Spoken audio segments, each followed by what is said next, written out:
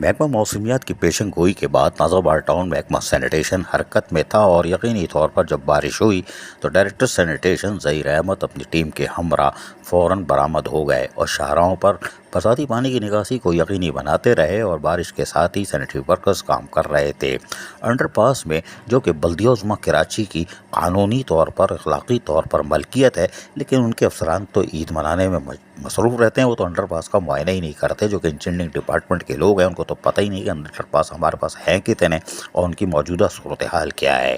لیکن علاقہ اور ٹاؤن یا بلدیہ عظمیٰ کراچی کو ایک طرف رکھ کر محکمہ سینیٹیشن نازآباد ٹاؤن کے ڈائریکٹر ظہیر احمد نے انڈر پاس میں بھی کاموں کا آغاز کر دیا اور فوری طور پر اس کی نکاسی کو یقینی بنانے کے لیے کاموں کا آغاز کیا اور وہاں جمع شدہ کوڑے کرکٹ کو باقاعدہ سینیٹری ورکرز سے نکال کر نکاسی کو یقینی بنایا، جس سے مجموعی طور پر انڈر پاس کی صورتحال بہتر نظر آئی۔ جبکہ نازآباد ٹاؤن کی مرکزی شاہراہوں پر بھی نازآباد کا سینیٹیشن ڈپارٹمنٹ حرکت میں رہا اور کوشش کرتا رہا کہ کسی طرح بارش کے پانی کو جلد سے جلد یقینی بنا کر لوگوں کو بہتر سفری سہولتوں کی فراہمی کو یقینی بنایا جا سکے۔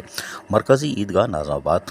جہاں پانی کھڑا ہوتا ہے فلائی اوور کے ساتھ، وہاں سینیٹری ورکر حرکت میں رہے، جبکہ دیگر علاقوں میں بھی کوشش کی جاتی رہی کہ لوگوں کو بہتر سفری سہولتیں بارش کے دوران بھی فراہم کی جائے۔ لیکن محکمہ سینیٹیشن کہ چاہے ڈائریکٹر سینیٹیشن ہو یا ڈپٹی ڈائریکٹر ہو یا انسپیکٹر CSI یقینی طور پر حرکت میں دکھائی دی، اور یہی وجہ تھی کہ نازآباد ٹاؤن میں بارش کے بعد بارش کے پانی کی نکاسی کو یقینی بنایا جاتا رہا اور تمام سینیٹری ورکرز کی دوسری ٹیم کو بھی تیار کر لیا ہے، کیونکہ محکمہ موسمیات کی پیشن گوئی کے مطابق رات گئے تک بارش کے امکانات موجود ہیں۔ عزیز عارف، KBS بلدیاتی نیوز کراچی۔ ایسی خوبصورت ویڈیوز فیوچر میں حاصل کرنے کے لیے ریڈ بٹن پر کلک کر کے اور بیل آئیکن کو پریس کر کے ہم سب کے سبسکرائبر بننا مت بھولیے۔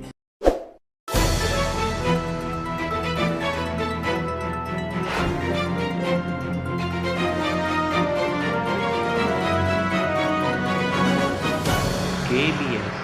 بلدیاتی نیوز